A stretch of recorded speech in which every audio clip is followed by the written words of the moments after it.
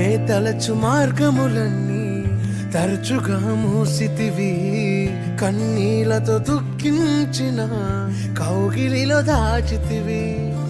మూయుటకు కారణం నీ ముక్కునికి తెలిసినదే, అడిగిన దానికంటే అధికమే పొంది తినే. మూయుటకు కారణం ఇప్పుడే తెలిసినదే, అడిగిన దానికంటే ఎక్కువే పొంది తినే.